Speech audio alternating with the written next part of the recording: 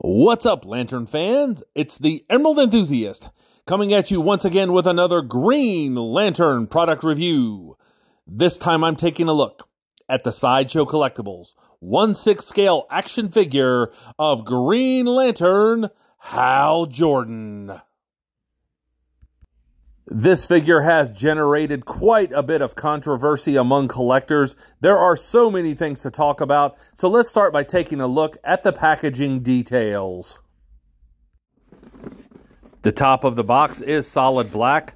On each side of the package, it says Green Lantern in the stylized font. The back of the box features Hal Jordan recharging his ring in his personal power battery. This is artwork by Alex Ross. Now let's have a look at what's in the box here. And there is the Green Lantern symbol on the side of the inner box. And once again, we get this image from Alex Ross of Hal Jordan recharging his Green Lantern ring. Here's a look at the figure in the protective inner plastic. Now let's have a look at some of the accessories.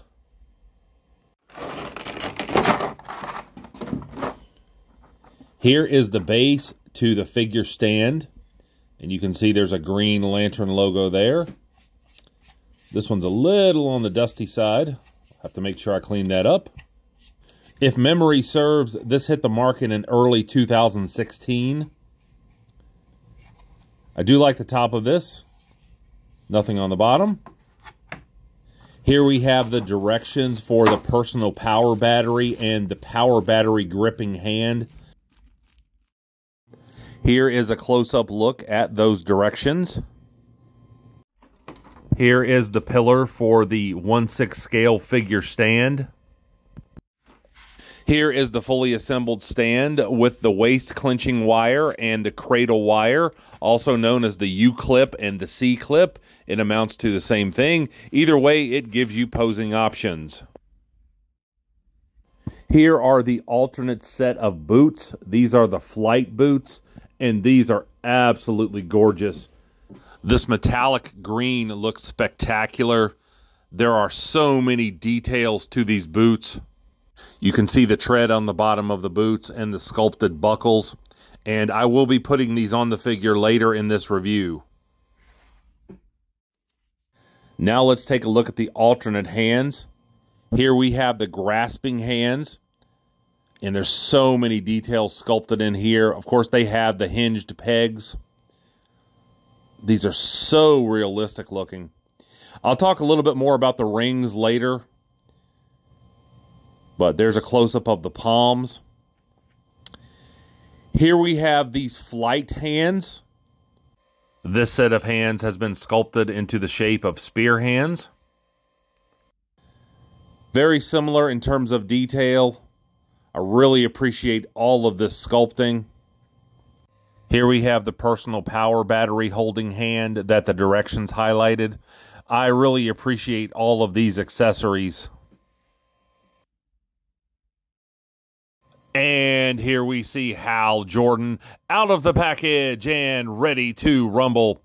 Simply put, this might be the best Green Lantern figure in terms of appearance.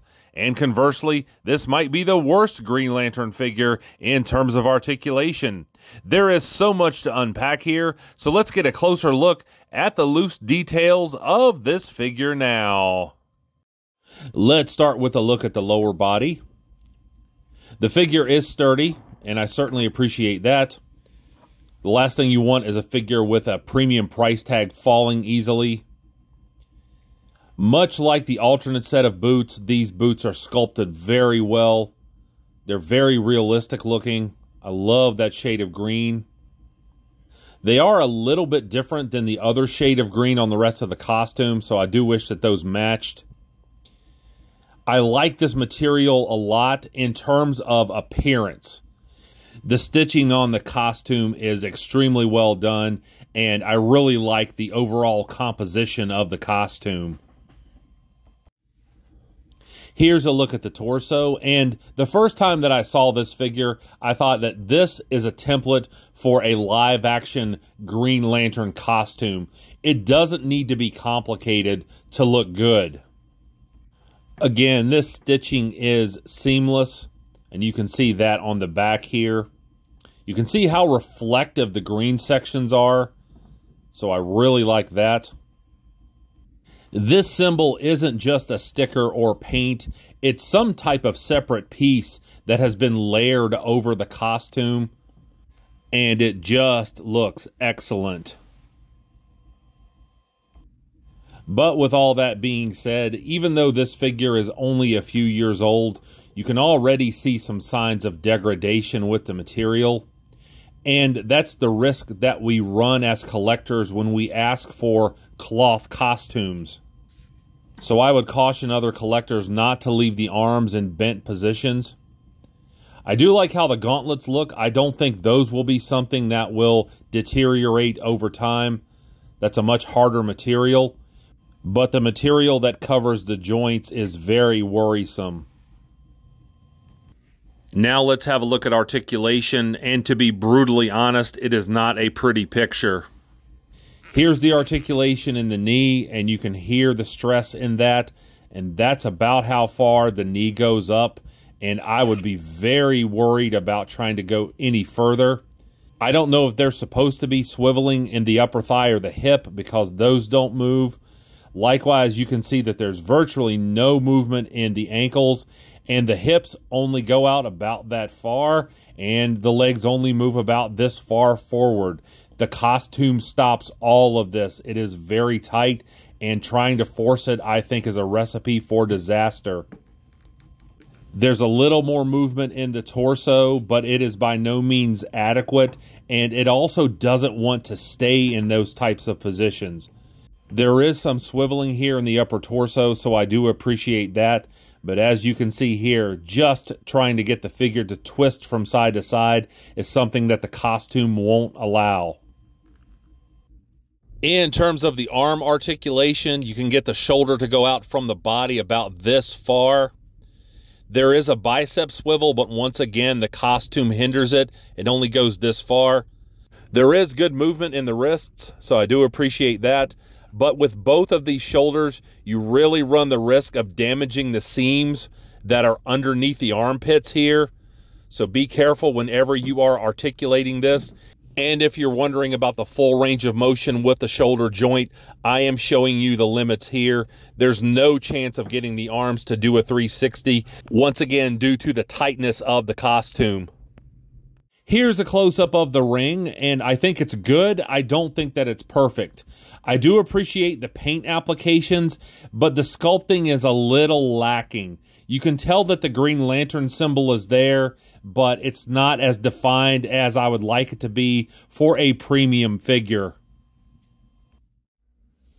Let's take a look at the giant construct fist, and this was problematic for multiple reasons. This gauntlet was difficult to remove. It had stuck to the uniform, and the gauntlet that goes with the fist would not allow for the peg to be ported into the forearm. I worked with it, and I was worried that I was going to damage the uniform, so eventually I just took this off. Here is a look at the construct hand, and I wish I had better news for you here, but unfortunately, as you can see, it's just too heavy for the joint. It really doesn't want to stay in place. I do like the appearance of it and the fact that it tapers into a flame. Lots of good sculpting, and I love that translucent plastic, but as you can see, it simply will not stay in place. So the only options that I see for collectors who want to display the figure with this hand is to prop it up somehow, perhaps with a clear figure stand, or to just have the hand resting at his side. Here's a close-up of the personal power battery. The color choice and sculpting are both excellent. I really don't have any criticisms there. So I didn't expect the batteries to still work, however, they do. This personal power battery only requires that you tap the top of it, and I appreciate this light up effect. And that's how easy it is to get it to turn off and on. So excellent work by Sideshow here. Now let's take a look at the head sculpt, and this is not only the best Hal Jordan head sculpt I've ever seen on a figure, it's one of the best head sculpts I've seen on a figure, period. The skin is very lifelike, the mask has been executed to perfection, and the hair is very realistic. In terms of articulation, you can get the head to move side to side easily. The up and down movement seems to be hindered a little by the collar of the uniform. There's movement, but it is very limited.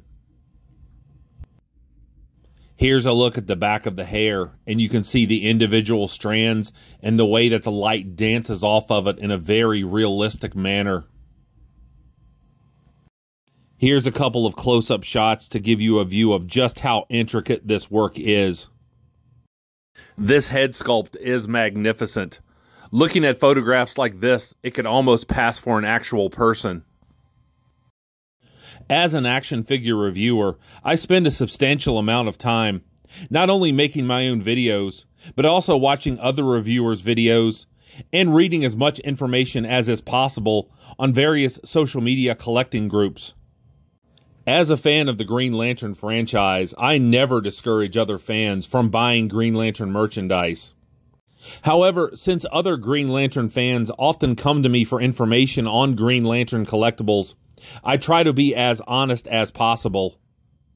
If you're a collector who likes dynamic posing for photography or stop motion, my guess is you'll be disappointed in this figure. However, if you're a collector like myself who doesn't mind owning something that's almost a hybrid between a statue and an action figure, you'll likely be very pleased with this release from Sideshow. In the interest of full disclosure, it did take me a while to pick this figure up, because I had a certain price in mind and I didn't want to exceed that. Like all of my reviews, I hope that you found this video both informative and entertaining.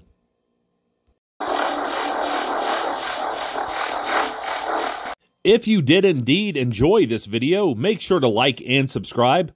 Also, tell a friend about this channel. Remember to catch me on the Emerald Echo podcast, and that's available right here on YouTube as part of the Multiverse Musings podcast network. And I'll be back to the internet with more Green Lantern-related content soon. But until we meet again, this has been the Emerald Enthusiast, and thanks for watching.